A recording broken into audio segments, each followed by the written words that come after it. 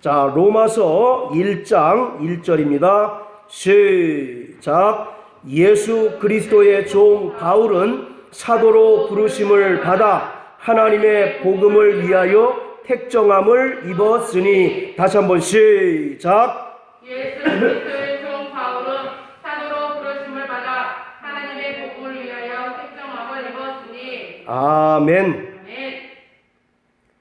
사도 바울은 기독교 역사상 가장 극적으로 회심한 인물입니다.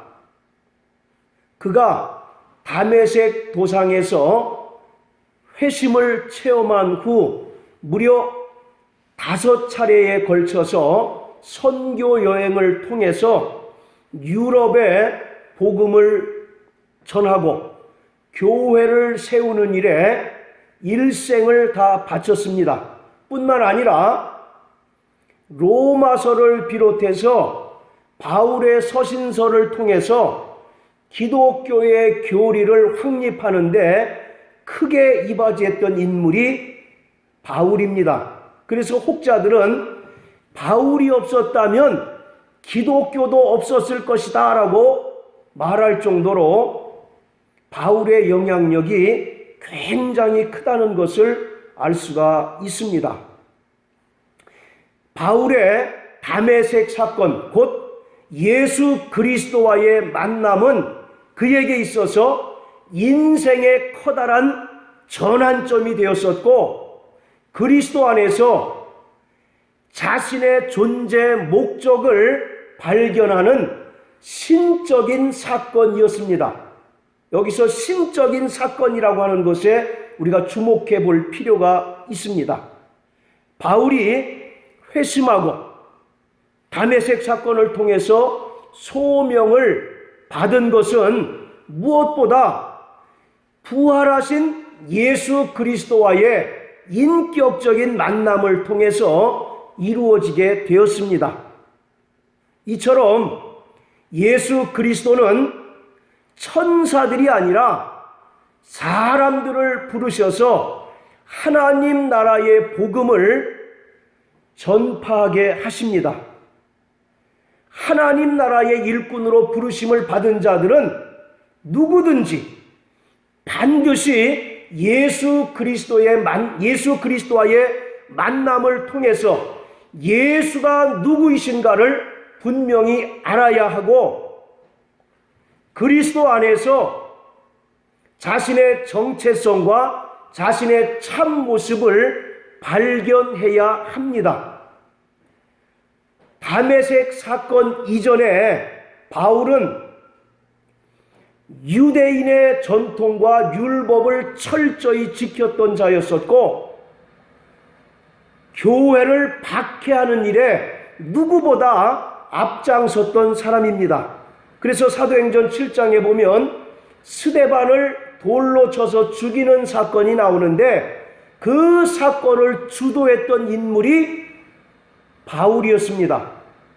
그리고 빌립보서 3장 6절에 보면 열심으로는 교회를 핍박하던 자요 율법의 의로는 흠이 없는 자라고 자신을 소개하고 있어요. 자, 이랬던 바울이 극적으로 회심하고 하나님께로부터 소명을 받게 된 결정적인 원인은 예수 그리스도가 구약의 선지자들이 예언하던 바로 그 메시아이시며 하나님의 아들이심을 깨달았기 때문인 것입니다. 그래서 사도 바울은 이 다메섹 도상에서의 사건을 하나님의 섭리로 받아들이게 되었습니다. 그래서 오늘 본문 1절에 보면 하나님의 복음을 위하여 택정함을 입었다라고 말씀하고 계셔요. 여기서 택정함을 입었다라고 하는 말은 따로 구별해 두셨다라고 하는 그런 뜻입니다. 자, 우리 또 갈라디아서 1장을 한번 다 같이 보세요.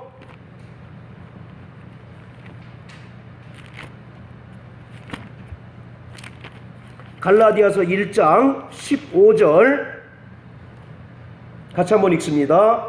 시작. 그러나 내 어머니의 태로부터 나를 택정하시고 은혜로 나를 부르신 이가. 갈라디아서 1장 15절 우리 한번 다시 한번 읽어볼까요? 시작. 그러나 내 어머니의 태로부터 나를 택정하시고 은혜로 나를 부르신 이가. 어디부터 택정하셨다고 그랬습니까? 모태로부터, 어머니의 태로부터 나를 택정하셨다라고 이렇게 얘기합니다. 이것은 사도 바울이 하나님께서 구약의 선지자들을 부르신 사건들을 자신과 비교하면서 자신이 받은 사도의 직분에 정당하다라고 하는 사실을 밝히고 있는 거예요. 자, 우리 한번 구약 예레미야 1장을 다 같이 한번 보십시오.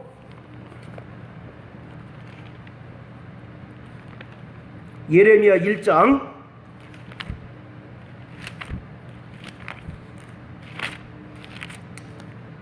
자 5절 다 같이 한번 읽으세요. 시작. 내가 너를 복중에 짓기 전에 너를 알았고 내가 태에서 나오기 전에 너를 구별하였고 너를 열방의 선지자로 세웠노라 하시기로.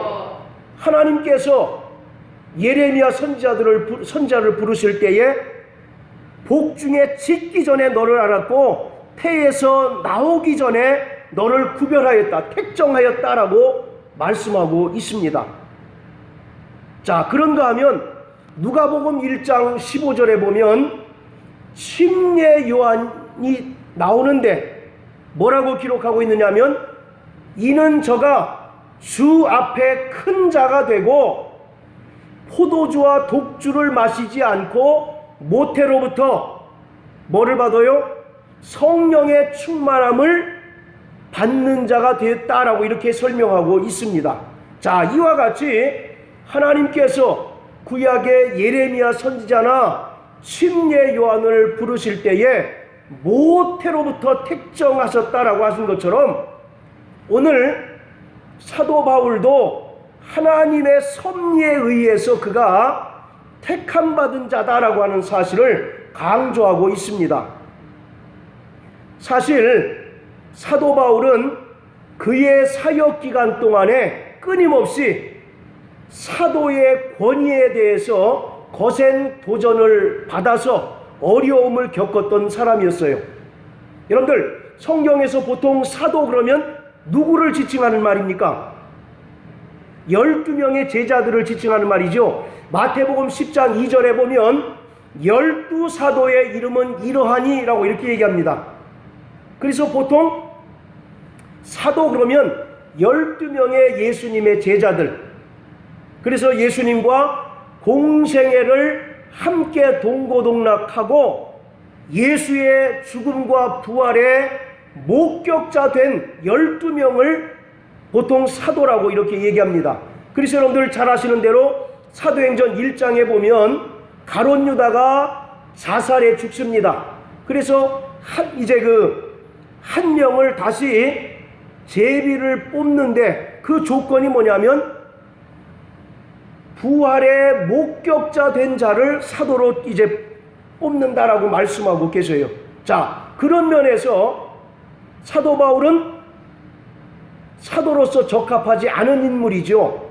예수에 대하여 물론 들은 소문은 있겠지만 예수와 동고동락하지도 않았고 예수의 죽음과 부활의 목격자가 되지도 않았던 자예요. 그리고 오히려 아까 말씀드린 것처럼 교회에 대하여 잔인할 정도로 핍박하던 그러한 자였습니다. 그럼에도 불구하고 그가 내가 큰 사도들보다 조금도 부족하지 않다라고 이렇게 담대히 외칠 수 있었던 까닭은 다메섹 도상에서 부활하신 주님을 만나서 그 주님으로부터 이방인의 사도라고 하는 사명을 받았기 때문에 그가 비록 예수님과 3년 동안 공생의 사역을 함께하지도 않았고 부활을 목격하지도 않았음에도 불구하고 담대하게 사도라고 부를 수 있었던 까닭은 그도 분명히 부활하신 예수를 만났고 예수로부터 사명을 받았기 때문인 거예요. 그래서 모태로부터 내가 택정함을 받았다라고 이렇게 이야기하고 있는 겁니다. 바울이 사도가 된 것은 자기 스스로 자기의 어떤 결단이나 의지로 된 것이 아니라 하나님께서 계획하신 그 뜻들을 이루시기 위한 하나님의 섭리였다라고 하는 사실을 분명히 말씀하고 있는 것입니다. 자, 우리 고린도전서 9장을 한번 다 같이 보십니다.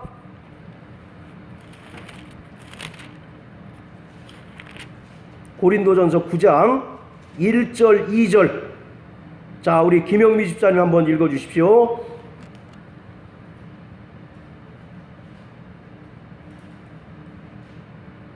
내가 자율자가 아니냐 사도가 아니냐 예수 그리스도를 보지 못하였느냐 주 안에서 행한 나의 일이 너희가 아니냐 다른 사람들에게는 내가 사도가 아닐지라도 너희에게는 사도니 나의 사도됨을 주 안에서 인칭 것이 너희라.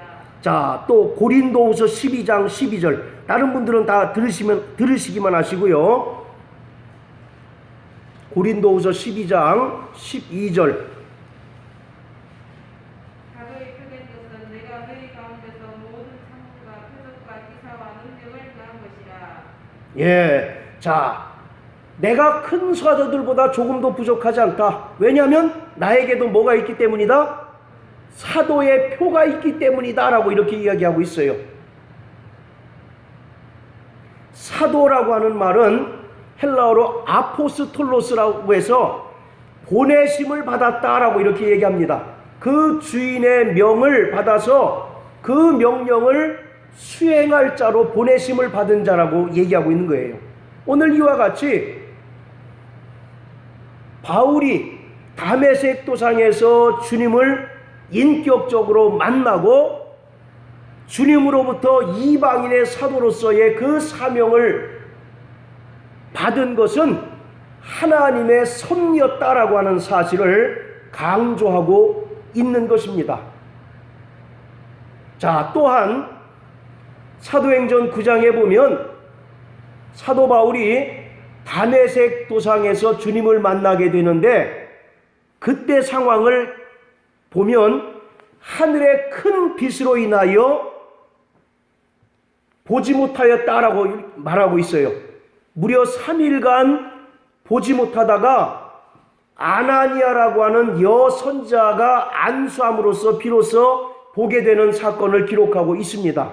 이것은 무엇을 이야기하느냐 하면 거룩하신 하나님 앞에 또 그의 영광 앞에서 인간 내면에 있는 죄의 실체를 보게 된 것입니다. 그가 육체적으로는 율법의 의로는 완벽한 자라고 스스로 인정할 만큼 대단한 자였지만 그 모든 것들이 하나님의 영광과 예수 앞에서는 인간의 보잘것없는 육체의 의밖에 될 수가 없었던 것이죠. 그래서 그가 하나님 앞에 정말 자신이 죄인일 수밖에 없는 존재라고 하는 것을 깨닫게 하는 그 사건이 하늘의 큰 빛이 그를 비춤에 눈을 뜰 수 없는 그런 사건을 통해서 깨닫게 되는 겁니다.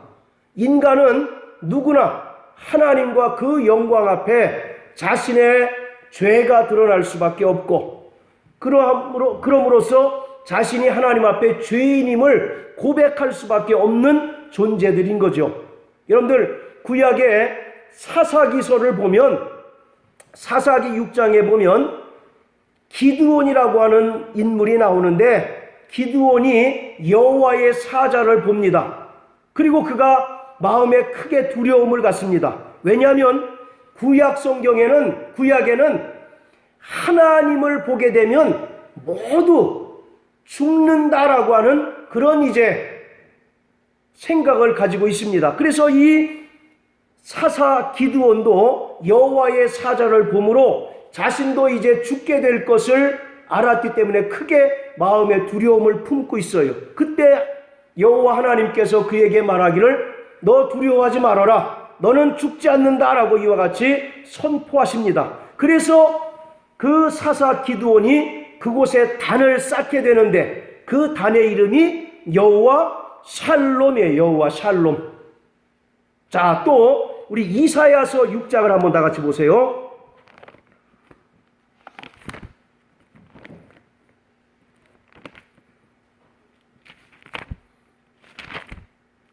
이사야 6장 5절 같이 한번 읽습니다. 자, 시작. 그때에 내가 말하되 화로다 나여 망하게 되었도다. 나의 입술이 부정한 사람이요 입술이 부정한 백성 중에 거하면서 만군의 여호와이신 왕을 배웠음이로다. 선지자 이사야의 고백입니다. 그도 만왕의 왕 되신 하나님을 배우니 한없이 더럽고 추한 자신의 모습을 발견하게 되고 고백하고 있는 것이 내 입술이 부정한 사람이고 내 입술이 부정한 백성 중에 거하면서 왕을 배웠다라고 고백할 수밖에 없는 거죠. 반드시 예수 그리스도의 종된 자들은 이 과정을 거쳐야 합니다. 그래야 모든 것이 하나님의 은혜인 줄 믿고 주의 일을 감당할 수 있어요. 사도 바울이 늘 고백하기를 나의 나된 것은 주의 은혜입니다 라고 고백하고 있어요. 그는 세상적인 조건으로는 누구에게 뒤지지 않는 그런 훌륭한 사람이었습니다. 완벽한 사람이었어요. 그러나 그 모든 세상적인 조건으로는 완벽한 사람이라 할지라도 하나님 앞에 서니까 한없이 더럽고 추한 자신의 모습을 발견하게 되는 것이죠. 그리고 사도 바울은 교회를 핍박했던 자신의 모습도 발견했을지 모릅니다. 자, 이와 같이 오늘 하나님께 부르심을 받은 자들은 예수가 누구이신지를 분명히 알아야 합니다. 그리고 두 번째는 예수 앞에 나는 한없이 무기력하고 보잘것없고 더럽고 추한 죄인인 것을, 그래서 하나님의 은혜 없이는 살 수 없는 자라고 하는 사실을 깨달아야 주의 사역자로서 쓰임받을 수가 있는 것입니다. 여러분들 누가복음 5장에 보면 베드로가 예수님께 부르심을 받는 장면이 나옵니다. 그냥 마태복음 4장에는 예수님께서 베드로와 그 형제를 나를 따르라 사람 낚는 어부가 되게 하리라 하신 그 말씀만 기록하고 있지만 누가복음 5장에는 그 베드로가 부르심을 받은 과정이 자세하게 설명하고 있습니다. 베드로와 요한과 안드레와 그 네 명이 어부로서 그물질을 합니다. 그런데 그날은 마침 아무리 그물을 많이 던져도 물고기를 얻지를 못했죠. 그때 예수님께서 나타나셔서 깊은 곳에 그물을 던져라 이렇게 말씀합니다. 그때 베드로가 뭐라고 얘기하냐면 선생이요 우리가 밤이 맞도록 수고하여도 아무것도 얻지 못하였지만 말씀을 의지하여 던지겠습니다 라고 고백합니다. 그리고 나서 깊은 곳에 그물을 던졌더니 배에 가득할 정도로 물고기를 잡았어요. 그 후에 베드로가 뭐라고 고백합니까? 주여 나는 죄인입니다. 나를 떠나소서라고 얘기합니다. 그 전에는 선생이여 라고 이렇게 고백해요. 그런데 그 극적인 사건을 경험하고 나서 예수님을 부르는 호칭이 변합니다. 주여 나를 떠나소서 나는 죄인입니다. 예수가 바로 그리스도이심을 그가 비로소 깨닫게 된 것이에요. 오늘 이와 같이 예수 그리스도의 종된 자들은 모두 그러한 과정을 거치게 됩니다. 만약에 그러한 과정을 거치지 않게 되면 세상 말로 웃자라게 돼서 모든 일들이 자기의 공로로 된 줄 믿고 스스로 교만해질 수가 있는 거예요. 그래서 바울이 다메섹 도상에서 회심한 것은 그의 사역에 있어서 가장 중대한 근원이 되는 사건인 것입니다. 바울은 자신을 예수 그리스도의 종이다라고 말하고 있습니다. 종이라고 하는 말은 헬라어로 둘로스라고 하는데 이것은 노예를 뜻합니다. 노예. 노예가 어떤 자입니까? 반드시 누구의 소유된 자예요. 그리고 그 주인의 명령에 절대적으로 복종할 수밖에 없는 존재가 바로 종입니다. 그래서 로마서 1장 1절에 예수 그리스도의 종 바울은 이라고 하는 것은 그가 누구의 소유가 됐다는 얘기입니까? 예수의 소유고 철저하게 예수의 그 명령에 순종하고 예수의 명령만 수행하는 자라고 하는 사실을 고백하고 있는 겁니다. 이것은 마치 요한복음 12장 50절에 예수님께서 말씀하시기를 나는 자의로 말하지 않고 나를 보내신 이의 그 말을 할 뿐이다 라고 고백한 것과 같은 것입니다. 빌립보서 2장 6절부터 8절 말씀에 예수 그리스도는 근본 하나님의 본체로서 하나님과 동등되시나 동등됨을 취할 것으로 여기지 아니하고 오히려 자기를 비워 종의 형체를 입고 사람같이 되어서 십자가에 달려 죽기까지 복종하셨다라고 말씀하신 것처럼 사도 바울이 예수 그리스도의 종이다라고 하는 것은 절대로 주인 되신 예수를 초월하지 아니하고 예수의 명령을 수행하고 예수께서 그에게 주셨던 그 사명을 감당할 수밖에 없는 그러한 존재임을 스스로 고백하는 것입니다. 오늘 저와 여러분들도 예수 그리스도의 종인 것을 믿으시길 주의 이름으로 축원합니다.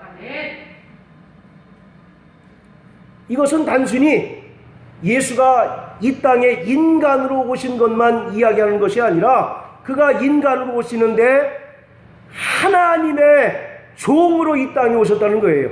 하나님의 종으로 오셔서 하나님께서 계획하신 모든 뜻들을 그가 온전히 죽기까지 순종하셨던 것처럼 오늘 성도들은 모두 예수 그리스도의 종들로서 자기를 부인하고 자기가 드러나서는 안 되고 오직 자기를 통해서 예수가 드러나고 예수가 영광받는 그러한 삶을 살아야 된다라고 하는 겁니다. 자, 따라하세요. 나는 어린 낙이다.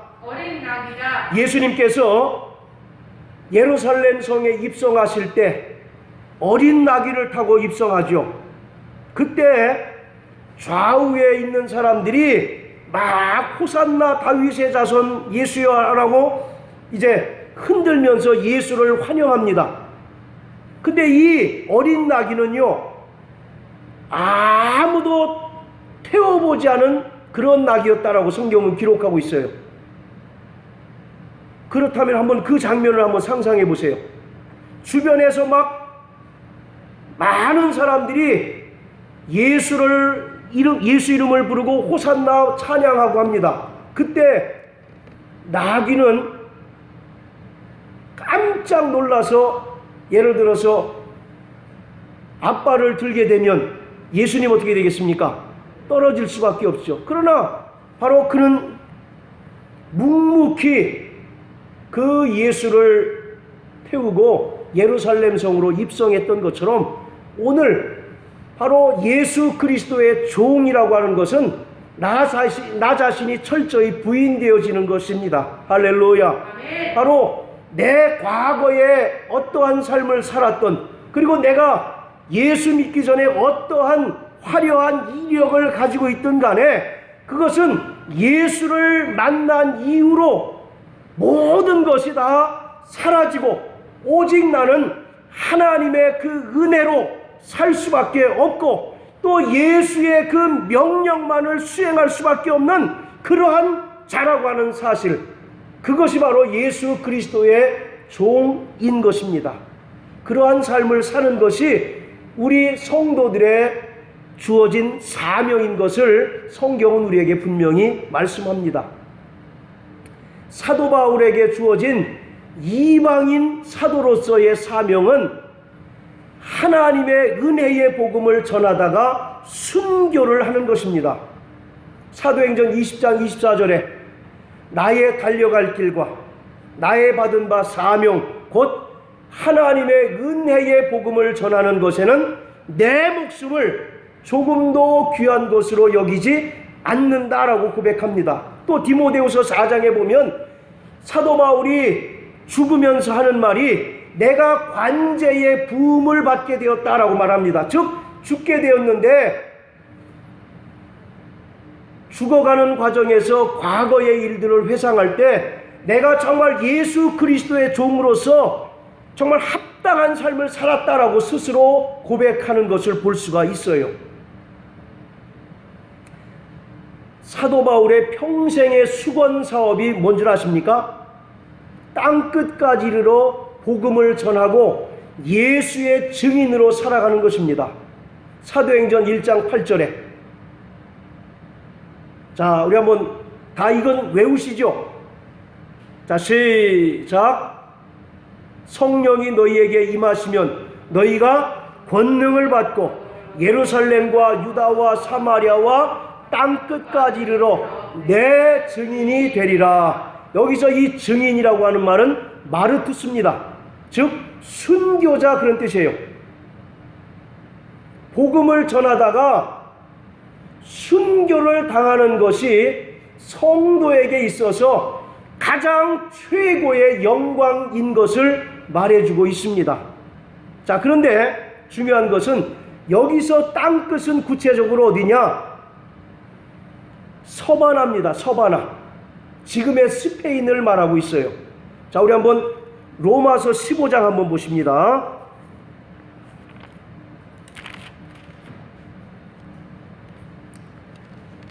로마서 15장 23절.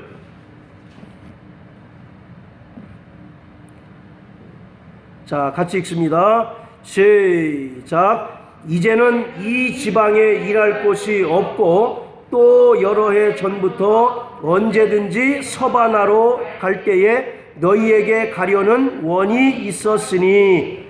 자, 그리고 그 뒤에 보면 또 28절 같이 한번 있습니다. 시작. 그러므로 내가 이 일을 마치고 이 열매를 저희에게 확증한 후 너희에게를 지나 서바나로 가리라.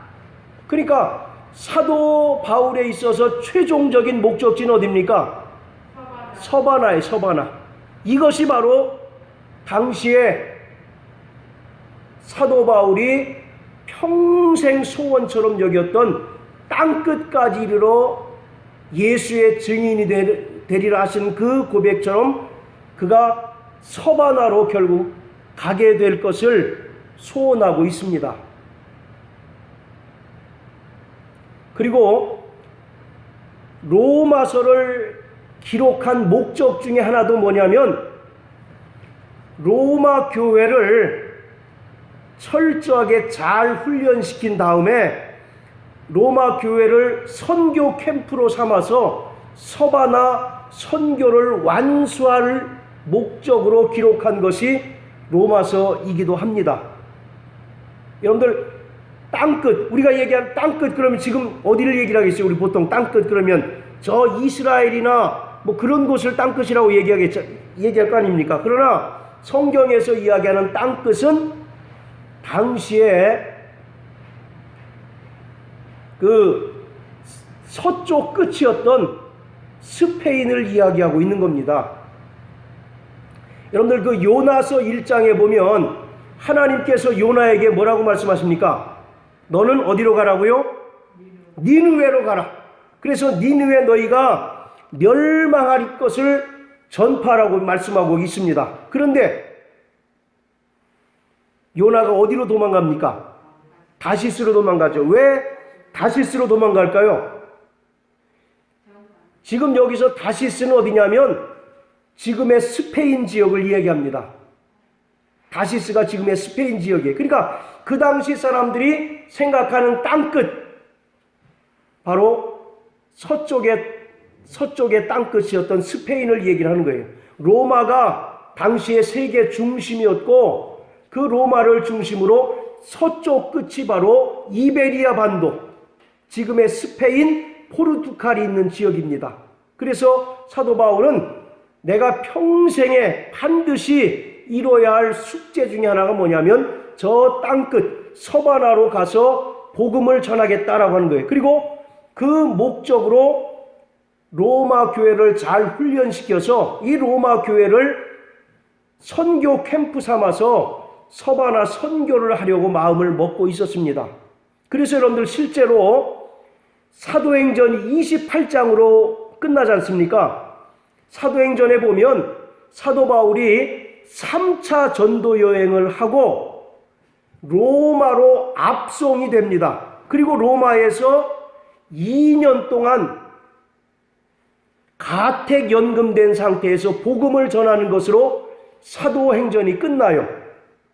그런데 그 이후에 사도 바울의 행적에 대해서 기록한 책들에 보면 사도 바울이 로마에서 2년 동안 복음을 전하는 동안 동역자들의 도움을 받아가지고 스페인으로 선교 여행을 떠납니다. 그것을 5차 선교 여행 이렇게 이제 학자들이 보통 얘기를 합니다. 그리고 포르투갈과 스페인의 복음을 다 전하고 나서 다시 로마로 돌아와서 AD 64년도에 네로 황제에 의해서 사도 바울이 로마에서 죽임을 당해요. 그는 자신이 고백했던 것처럼 은혜의 복음을 전하는 것에 내 목숨을 조금도 귀한 것으로 여기지 않겠다라고 하는 그 고백처럼 그대로 살았던 사람이었습니다. 그래서 AD 64년도에 스페인 선교를 다 마치고 로마로 붙잡혀 와서 로마에서 이제 그 죽임을 당했어요. 우리 성경에는 그것이 기록되어 있지 않지만 사도행전 이후라고 하는 책을 보면 그 장면들이 굉장히 생생하게 나타납니다.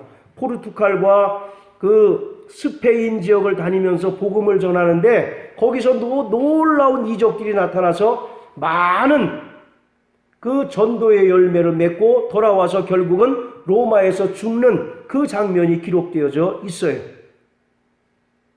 자, 이와 같이 우리 모두 예수 그리스도의 종들입니다. 할렐루야. 우리는 하나님의 복음을 위하여 부르심을 받은 예수 그리스도의 종들입니다. 보통 목사들만 주의 종 얘기하지 않습니까? 어떤 사람들은 주의 종님 그러더라고요. 아니, 종에게 존칭을 붙이는 경우가 어디 있습니까? 주의 종이면 종이지, 종님, 어떤 장로가 기도하는데 주의 종님을 축복해 주시고 그러더라고요. 목사만 주의 종입니까? 모든 예수 그리스도 안에서 부르심을 받은 모든 자들이 다 종이에요, 종. 우리는 그러기에 사도 바울이 고백한 것과 같은 동일한 사명을 저와 여러분들도 받았다라고 하는 것을 인정하시기를 바랍니다. 우리가 분명히 영적인 신분으로는 하나님의 자녀요, 또 왕 같은 제사장이죠. 그리고 또 하나님 나라를 상속받을 후사입니다. 그러나 하나님의 일을 맡은 직분으로는 우리가 예수 그리스도의 종입니다. 종은 자기 의지가 있습니까? 없습니까? 없죠. 우리는 무익한 종이에요. 무익한 종. 자, 우리 한번 누가복음 17장 한번 보십시오.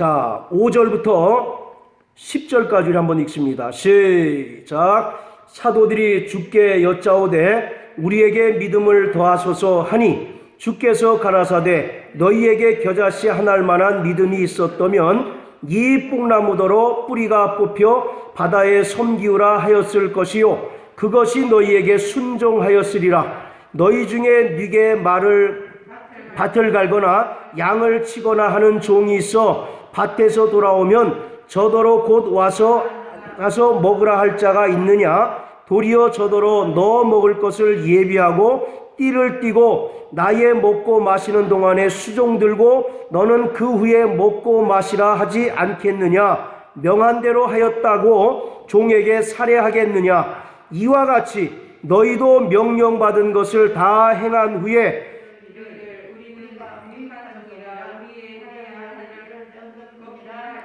자, 10절 다시 한번 읽습니다. 시작. 이와 같이 너희도 명령받은 것을 다 행한 후에 이르기를 우리는 무익한 종이라 우리의 하여야 할 일을 한 것뿐이라 할지니라. 할렐루야. 우리는 예수 그리스도의 무익한 종이다라고 말씀하고 있습니다. 여기서 무익하다라고 하는 말은 쓸모없다라고 하는 그런 의미도 있지만 여기서는 정말 그 연약한 종이다 그런 뜻이에요.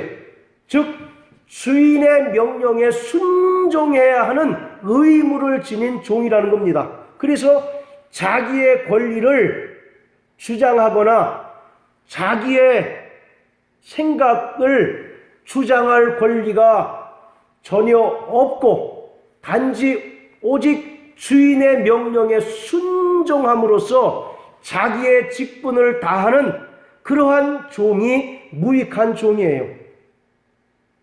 오늘 우리의 신앙생활은 예수 그리스도를 초월하면 안 됩니다. 하나님 말씀을 초월하면 안 되고 성령을 초월하면 안 돼요. 하나님과 나와의 관계는 성부 하나님과 나와의 관계는 부자관계입니다. 예수와 나와의 관계는 신랑과 신부의 관계예요.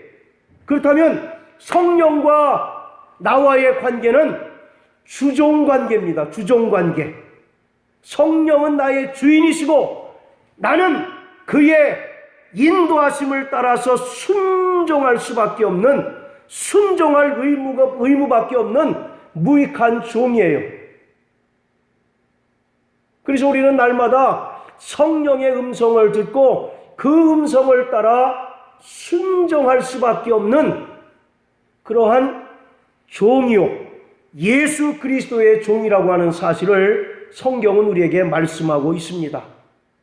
오늘 사도 바울이 고백한 것처럼 내가 땅끝까지 이르러 예수의 증인이 되리라 한 것이 그의 평생의 사명이고 수건 사업이었던 것처럼 오늘 저와 여러분들에게 주어진 사명도 다름 아닌 땅끝까지 이르러 복음을 전하고 예수 증인의 삶을 사는 것입니다. 오늘 여러분들에게 있어서 땅끝은 어디입니까? 여기서 이야기하는 땅끝은 우리가 생각하는 전도해야 되는 전도지, 전도 대상자가 땅끝이에요. 저 예루살렘 땅끝이라고 일반적으로 생각하는 예루살렘만 땅끝이 아니라 오늘 내 주위에 있어서 반드시 전도해야 할 사람, 그 사람이 바로 땅끝입니다. 그 가정이 바로 땅끝이에요. 오늘 여러분들의 땅끝이 누굽니까? 여러분들의 땅끝이 어디입니까? 반드시 땅끝까지 이르러 복음을 전하는 자 되시길 주의 이름으로 축원합니다.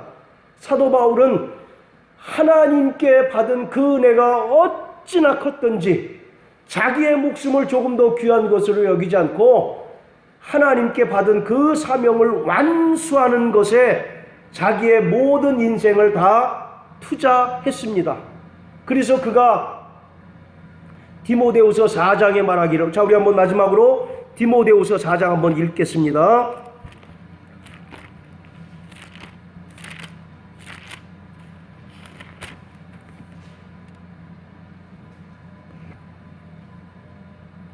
자, 4장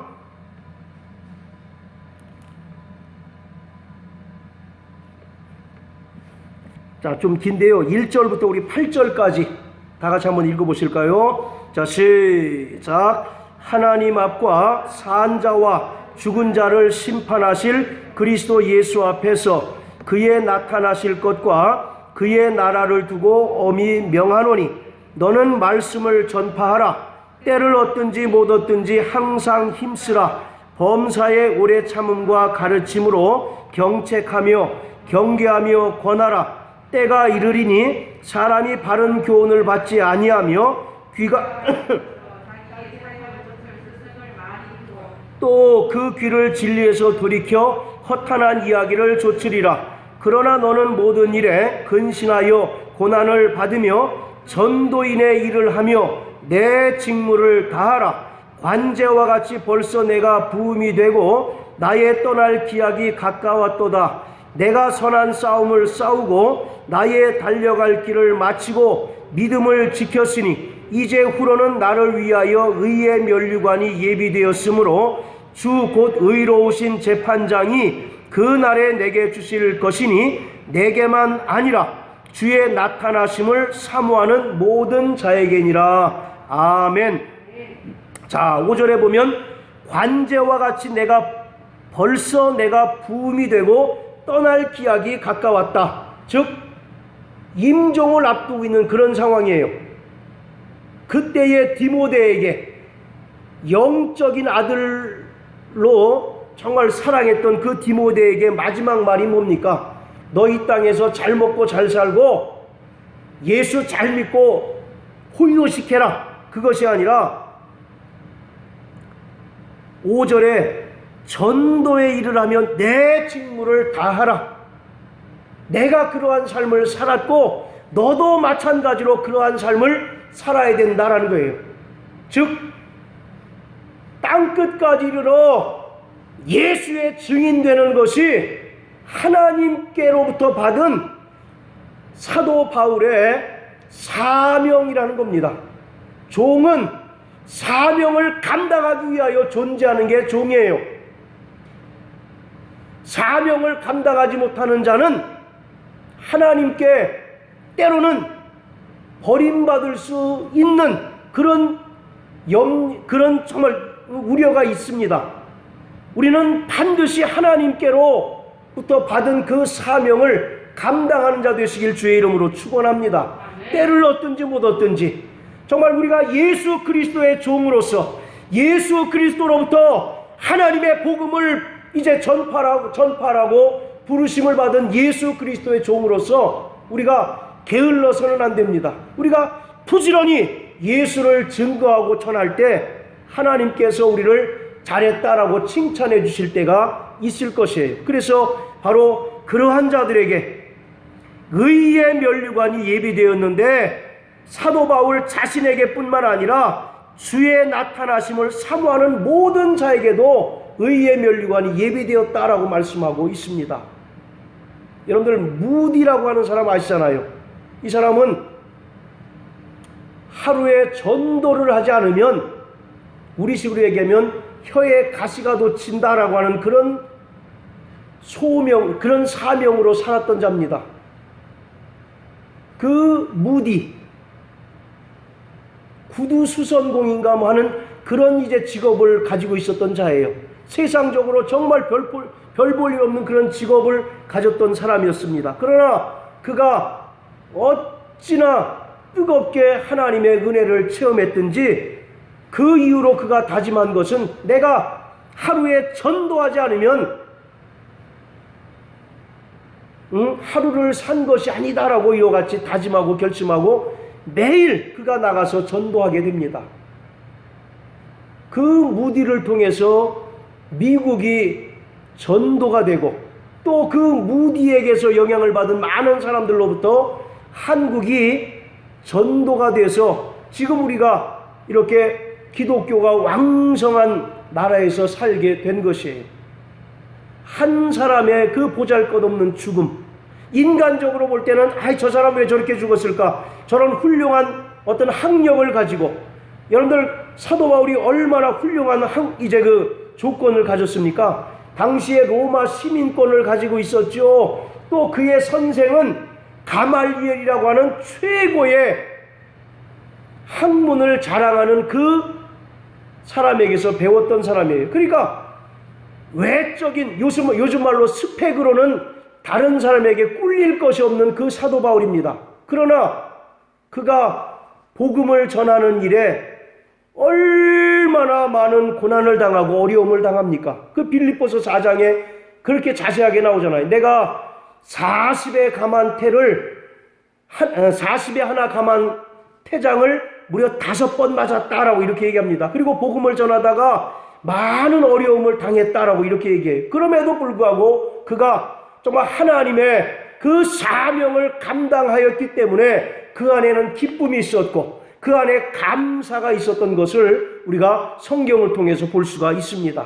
여러분들, 교회가 존재하는 목적, 오늘 저와 여러분들이 존재하는 목적이 뭡니까? 그 존재의 목적대로 쓰임받지 못한다면 우리는 어떻게 보면 하나님께 버리울 수도 있다라고 하는 사실을 깊이 명심하셔서 늘 때를 얻든지 못 얻든지 하나님의 말씀을 힘써 전하는 예수의 종된 삶을 사는